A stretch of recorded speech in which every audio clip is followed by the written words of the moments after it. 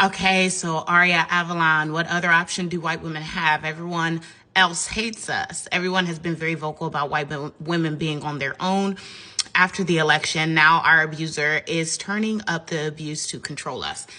Okay, so I wanted to be able to discuss this comment, but we have to make some agreements before we go into this, okay? Thing number one, there is no dogpiling. This is a educational space. We're exchanging information. Thing number two is that for any white woman that listens to this video, please resist the urge to feel guilty or to hate yourself. That's not what this is. We are exchanging facts. And in order for us to exchange facts and deconstruct ideologies that are not helpful to the forward progression of society, we must deal with the facts. And sometimes the truth is scary. Okay? Thing number three, and the most important thing, please leave not everybody outside of these comments. This is not, this is talking about the general society. Okay? So please know I'm not like this. Not every white woman. Okay? So these are all the agreements that all of us have agreed to make. Great. So let's move forward. Okay?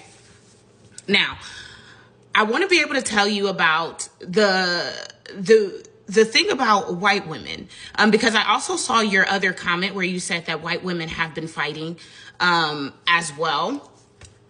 But I want to let you know that that hasn't been long. White women have not been fighting for long. So just let me tell you a little bit about the backside of white women when it comes down to the oppression in the United States of America. Because the myth that has been circulated is that all the way back to even slavery, slavery was kind of like a white man's thing. But let me tell you how white women were a part of slavery. So what we're going to do is we're going to start in 1669, right, with the Casual Killing Act. The Casual Killing Act was explicitly passed, hear me, was explicitly passed because white women were unaliving mixed children in very cruel and alarming ways. To be specific, they were using methods such as boiling them, skinning them, torturing them, and beating them to death. Those were the methods that were utilized. Also, did you know that slave skin was used for shoes? Okay, so this is what women were doing to slaves. And it got so bad that there had to be a law that was passed in order to protect them because white men did not want to hold them accountable. You can double check all of my reference. This one is coming from The Ohio State University, as well as other places. Okay, this is documented stuff. Alrighty. So we know that this is how women were engaging with slaves. Fast forward, right? And now you have the Mississippi Married Women's Property Law of 1839. Okay. And this is very important because a lot of people didn't believe that white women owned slaves, but they did. And this particular law, as well as others like it, allowed for them to be able to take over the wealth of the property should their husbands pass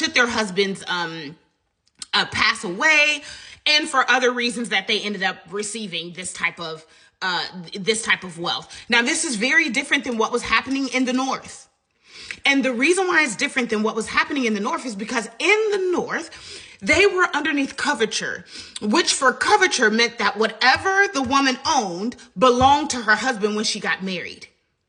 So Southern women were richer than Northern white women. And this is very important when you talk about white women supporting some of the things that were going on in the oppression of others in the South, especially when it comes down to the Civil War, because the Civil War had the same outcome for white women in the South that it did for white men in the South, which was everybody was finna be stripped from their wealth. Do you see why white women would support the oppression of others? Even though they themselves are also being oppressed. And this is what is confounding, is that white women though they also were oppressed, didn't mind participating in the oppression of others due to their direct benefit of patriarchy and the direct benefit of their oppressor's oppression. Okay? Now we gonna keep on going. Because studies also show that because white women in the South were able to own such property, that they accounted for 1/3 of slave transactions that happened in the South. 1/3. That is 33.333333 all the way off into eternity percent of the transactions. But transactions that involved slave women, white women were participating in the marketplace for those transactions at a 40% clip. Now, that's what was happening during slavery. Let's go ahead and fast forward. And this history we all know a little bit more about, right? The weaponizing of white women's tears is what ended up occurring by the time we get to Jim Crow, by the time we get to lynching, right? And there are a lot of different examples that we have of white women lying on people, getting them unalived, and white women coming out to say, oh, by the way, lied about that right before they pass away. That is no different than what actually happens here in modern society. Like now that we are fast forwarding, because remember, Emmett Till was in the 70s. 60s, 70s, as in 1960s, 70s. Okay, and remember that white woman lied on him, and remember she came out and said that she lied right before she passed away. Okay, so now we fast forward it, all right, to what happens in modern day. Some of the ways that this shows up in modern day is at work when white women go to superiors and bosses and they say that a person of color is not trying to be their friend, or a person of color is not talking to them, or they tried to be nice to them and they're not being nice back. This is another way that shows up. Because you have to know that you're going to go and tell them that would mean that somebody's going to come and do something about it, because that's the way that white women have been able to navigate this space and this earth. Everybody in America, and I would dare say everybody in the world, knows that a white man caves at the tears of a white woman. And how do I know this? My sociology class. At the end of last week of that class, we were able to ask other minority or other ethnic groups questions that we wanted to know about them. And as you can see, I'm a bit of a chatty person. And so I myself was called upon to ask the first question. And the very first question that I asked was to my white colleagues. And I asked them, why do you guys cry when you don't get your way? Because my black women's tears don't move anything. Okay? But why do you guys cry? And they honestly answered and was like, we were taught to do that so that we can get what we wanted. Now, mind you, this sociology class was run by a white woman, and she was mixed with white and Native American.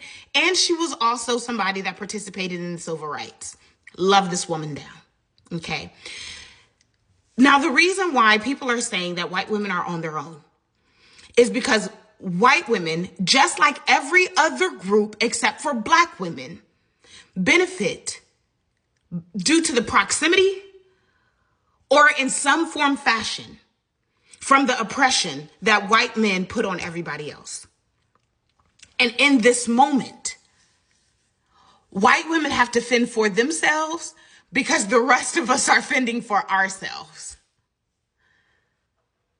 And that's why. And it hasn't been long that you guys have had to fend for yourself because of your stance in being able to help support minority groups.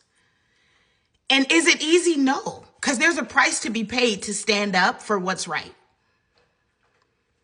But to give in because it's hard And to give in because other minority groups aren't fighting for you, with you, isn't fair. Because you haven't fought for them with them for that long.